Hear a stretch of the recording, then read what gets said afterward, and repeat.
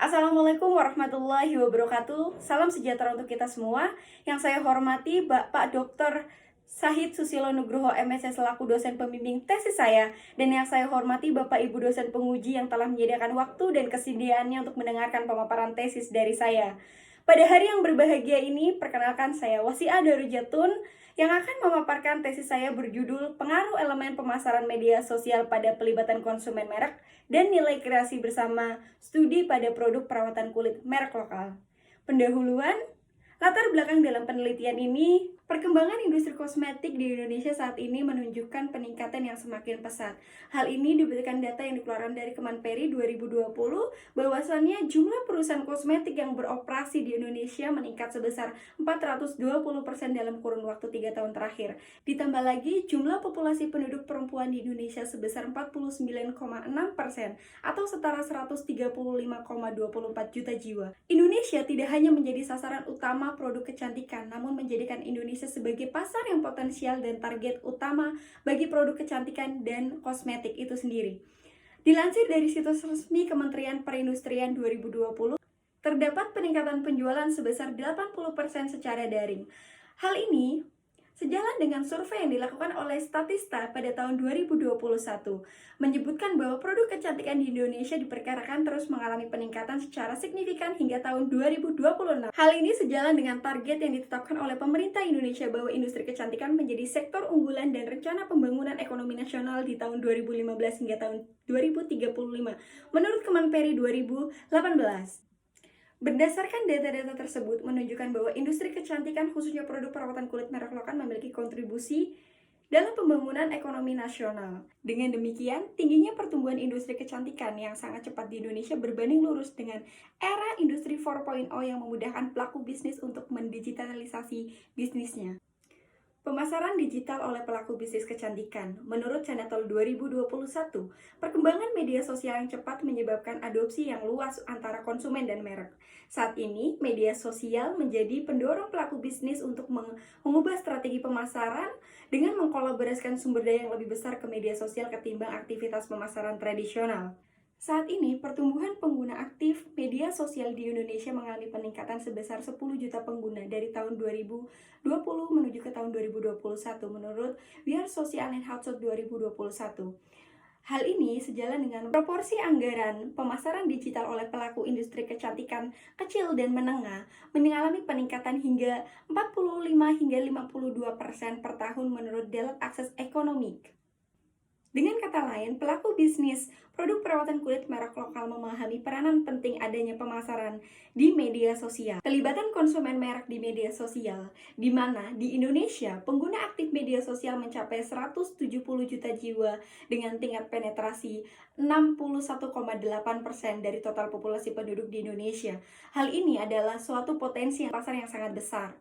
Pengguna aktif media sosial memunculkan aktivitas secara yang unik dan menciptakan kedekatan yang kuat antara konsumen dan merek, di mana hal ini dapat menciptakan proses penciptaan nilai kreasi bersama, seperti membaca unggahan daring, menonton video, memberikan like, mengirim komentar, menulis status, berbagi unggahan, dan berkolaborasi dalam konten baru. Latar belakang teoritis, penciptaan nilai kreasi bersama dan pembangunan pelibatan konsumen merek di media sosial. Menurut Cenetol 2021, terdapat 5 dimensi upaya pemasaran media sosial. Yang pertama adalah hiburan, kustomisasi, keinteraksian, getuk tular daring, dan yang terakhir, kekinian. Selanjutnya, kemudian pada pelibatan konsumen merek secara daring, terdapat teori logika layanan domain atau Service Domain Logic atau SDL, menjelaskan pergeseran paradigma dalam orientasi pemasaran yang pada dasarnya memberikan pandangan berbasis layanan tentang pertukaran dan melibatkan pelaku bisnis dan konsumen, yaitu terdapat 3 variabel dependen. Yang pertama, nilai kreasi bersama, pelibatan konsumen merek, dan yang terakhir, nilai merek yang dirasakan.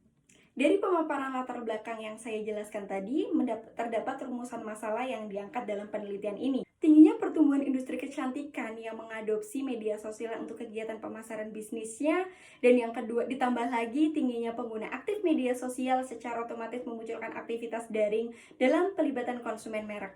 Oleh karena itu, persaingan bisnis pada industri kecantikan tidak hanya pada produk dan kualitas yang ditawarkan, akan tetapi juga pada persaingan konten pemasaran di media sosial akun merek produk perawatan kulit. Hal ini sejalan dengan penelitian terdahulu yang menyebutkan bahwa indikator yang menjadi tujuan dari pemasaran digital selain meningkatkan penciptaan nilai krea bersama bagi pelaku bisnis produk perawatan kulit merek lokal, juga membangun keterikatan dan kedekatan yang kuat antara konsumen dan merek. Hal ini penting dalam mendorong niat merek yang dirasakan konsumen untuk berkontribusi pada kesuksesan merek. Pertanyaan riset ini berdasarkan latar belakang dan rumusan masalah terdapat 8 pertanyaan sebagai berikut. Tujuan dalam penelitian ini yaitu untuk mengidentifikasi pengaruh upaya pemasaran media sosial yang terdapat 5 dimensi. Yang pertama hiburan, kustomisasi, keinteraksian, getuk tular daring, dan kekinian. Hal ini pada aktivitas daring terkait merek dalam penciptaan nilai kreasi bersama atau co-creation, pelibatan konsumen merek, dan nilai merek yang dirasakan. Bab 2, landasan teori dan pengembangan hipotesis. Pada penelitian ini mengembangkan teori Service Domain Logic atau SDL. Menurut Forga and Lekes 2004, teori logika layanan domain menjelaskan pergeseran paradigma dalam orientasi pemasaran yang pada dasarnya memberikan pandangan berbasis layanan tentang pertukaran yang melibatkan pelaku bisnis dan konsumen. Teori ini secara sederhana dijelaskan bahwa memandang pelanggan sebagai bagian dari sumber daya perusahaan untuk menciptakan hal baru bagi merek, yaitu dengan melakukan kreasi bersama. Terdapat 5 dimensi pemasaran media sosial. Yang pertama adalah hiburan. Hiburan pada pemasaran media sosial menampilkan sejauh mana sebuah unggahan konten di akun media sosial merek produk perawatan kulit seperti unggahan foto, video, dan terdapat partisipasi yang menarik bagi konsumen. Berikutnya kustomisasi, di mana sejauh mana layanan yang disesuaikan untuk memuaskan preferensi pribadi konsumen. Membuat konten terkustomisasi di media sosial dapat dilakukan untuk memberikan informasi produk atau merek yang cenderung dicari oleh konsumen. Keinteraksian berkaitan dengan konsumen dan merek dapat melakukan komunikasi dua arah dengan berbagi berita, berbagi informasi di media sosial. Selanjutnya ada getuk tular daring, merupakan aktivitas komunikasi dalam media sosial yang memiliki kemiripan dengan keinteraksian. Getuk tular daring dalam proses pertukaran informasi berupa pernyataan positif maupun negatif yang dibuat oleh calon pelanggan maupun mantan pelanggan. Konten yang kekinian mengacu pada sejauh mana sebuah merek mengkomunikasikan konten informasi yang terbaru, terkini, dan teraktual yang dapat dipercaya oleh konsumen. Landasan teori pada variabel dependen yaitu terdapat 3. Yang pertama adalah nilai kreasi bersama.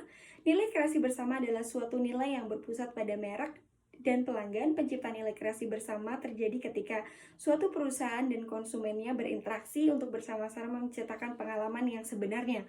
Menurut Chanetol 2021 mengemukakan bahwa kreasi bersama sebagai wadah fasilitas untuk berinteraksi dan berpartisipasi dalam membangun sebuah konten baru di media sosial antara konsumen dan merek. Selanjutnya, pelibatan konsumen merek dapat didefinisikan sebagai kegiatan psikologis konsumen saat berpartisipasi dalam proses pengalaman interaksi. Variabel dependen yang terakhir adalah nilai merek yang dirasakan, di mana dapat diartikan sebagai pertimbangan komprehensif pembelian terhadap manfaat dari sebuah konsumsi berlandaskan persepsi manfaat yang didapat, serta persepsi yang diperoleh atau yang ditanggung oleh konsumen itu sendiri. Berikut adalah model penelitian dalam riset ini.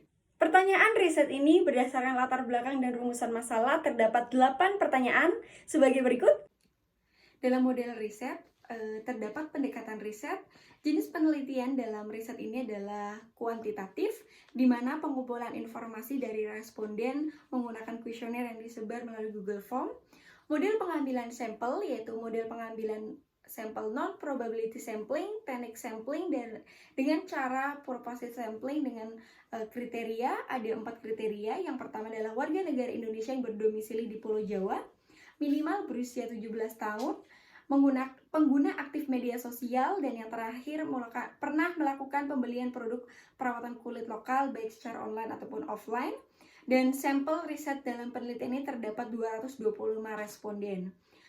Selanjutnya adalah pengujian instrumen. Pengujian instrumen terdapat 3, yaitu validitas konvergen, validitas diskriminan, dan uji reliabilitas. Model analisis data yang digunakan dalam penelitian ini yaitu menggunakan SAMPLS atau Partial Least Square yang dioperasikan menggunakan software SmartPLS. Berikut adalah definisi operasional dalam penelitian ini. Objek penelitian dalam riset ini adalah akun merek media sosial produk perawatan kulit lokal, terdapat profil variabel. Hasil analisis profil variabel responden berdasarkan jenis kelamin, usia, domisili, di mana jenis kelamin responden terbanyak adalah perempuan sebanyak 172, dan untuk usia antara 17 sampai 25 tahun.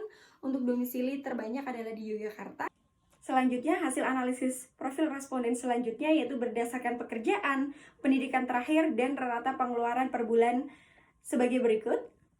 Di bagian bab 4 ada hasil analisis data, hasil penelitian statistik deskriptif. Yang pertama adalah semua variabel dalam penelitian ini memiliki nilai standar deviasi di atas 0,5, sehingga dapat disimpulkan bahwa data yang diperoleh dari responden memiliki data yang varian atau beragam. Hasil penelitian matrik korelasi antar variabel dapat diketahui bahwa semua variabel menunjukkan korelasi atau hubungan satu arah yang positif dalam penelitian ini.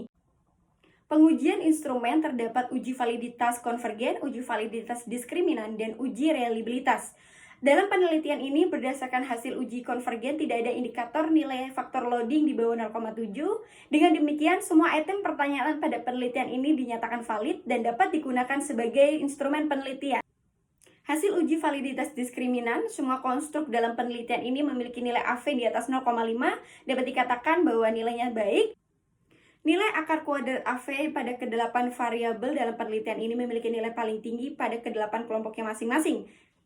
Hasil uji reliabilitas berdasarkan pengujian melihat dari nilai core berat alpha dan composite reliability memiliki nilai di atas 0,7 sehingga dapat dikatakan semua variabel lolos uji reliabilitas dan dapat diandalkan dalam penelitian ini. Hasil evaluasi model struktural atau terdapat nilai R-square dan F-square. R-square adalah koefisien determinan yang digunakan untuk mengukur proporsi varian dari variabel dependen yang dijelaskan oleh variabel independen dengan koefisien antara 0 dan 1. Maka dapat dikatakan R-square dalam penelitian ini memiliki hasil yang baik pada variabel dependennya. Untuk nilai S-square dalam penelitian ini sendiri, pada variabel nilai kreasi bersama menunjukkan nilai S-square sebesar 3,243 dan termasuk pada kategori efek besar dalam mempengaruhi variabel endogen pelibatan konsumen merek. Dan untuk variabel pelibatan konsumen merek menunjukkan nilai S-square sebesar 0,563 dan menunjukkan termasuk kategori efek besar. Hasil uji model of fit sebagai berikut, terdapat nilai SRMR dan NIF. Untuk hasil koefisien jalur atau PET koefisien, ketentuan dalam pengujian hipotesis ini jikalau nilai estimasi dengan nilai signifikansi p-value lebih kecil dari 0,05, maka hipotesis diusulkan didukung atau signifikan. Dan hasil dari analisis penelitian ini terdapat satu hipotesis yang tidak terdukung, yaitu variabel kekinian. Kesimpulan dalam penelitian ini yang pertama adalah hiburan berpengaruh positif pada nilai kreasi bersama. Hasil tersebut konsisten dengan hasil penelitian yang dilakukan sebelumnya oleh Chan et al. 2021 yang menyatakan bahwa konten pemasaran di media sosial berupa hiburan mampu menciptakan pengalaman yang menarik bagi konsumen. Dan yang kedua, kostamisasi berpengaruh positif pada nilai kreasi bersama. Hal ini juga sesuai dengan penelitian terdahulu yang dilakukan Chan et al. 2021 yang menyatakan bahwa konten yang disesuaikan dengan preferensi konsumen yang ada di media sosial mampu membantu konsumen untuk mencari informasi sesuai dengan keinginan dan kebutuhannya. Dan variabel yang ketiga, keinteraksian berpengaruh positif pada nilai kreasi bersama. Hasil ini berbeda dengan hasil penelitian yang dilakukan oleh Chan et al. 2021 yang menyatakan bahwa keinteraksian tidak berpengaruh positif pada nilai kreasi bersama. Namun hasil tersebut boleh jadi karena settingan penelitian yang berbeda. Dan yang keempat, getuk tular daring berpengaruh positif pada nilai kreasi bersama dan memiliki hasil yang sama dan konsisten pada penelitian terdahulu. Variabel kekinian tidak berpengaruh positif pada nilai kreasi bersama. Hasil ini sama dengan hasil penelitian yang dilakukan oleh penelitian sebelumnya, yaitu Chan et al. 2021. Nilai kreasi bersama berpengaruh positif pada pelibatan konsumen merek, di mana pengalaman antar konsumen dengan merek menjadikan konsumen dalam penciptaan nilai kreasi bersama akan meningkatkan pelibatan yang kuat antara kedua belah pihak. Dalam penelitian ini terdapat 8 implikasi manajerial. Hasil penelitian ini masih memiliki beberapa keterbatasan. Yang pertama, penelitian ini hanya berfokus pada akun produk perawatan kulit merek lokal di media sosial, sehingga hasil penelitian ini merupakan gambaran penciptaan nilai kreasi bersama pada produk tersebut. Yang kedua, penelitian ini menggunakan konsep upaya pemasaran media sosial. Terdapat 5 dimensi: hiburan, kustomisasi, keinteraksian, bentuk tular daring, dan kekinian. Oleh karena itu, riset ini kurang memperkaya faktor-faktor yang mempengaruhi aktivitas terkait merek oleh konsumen secara daring. Berdasarkan keterbatasan riset yang dipaparkan, berikut adalah beberapa sarana untuk arahan riset di masa yang akan datang. Yang pertama adalah penelitian selanjutnya dapat menambah dengan mengeksplor produk lain sehingga dapat menjadikan suatu perbandingan penelitian. Yang kedua, penelitian selanjutnya diharapkan dapat menambah dimensi-dimensi upaya pemasaran media sosial yang baru berdasarkan temuan riset-riset terbaru, seperti interaksi sosial, kenyamanan informasi, environment, dan lain sebagainya. Terima kasih. Wassalamualaikum warahmatullahi wabarakatuh.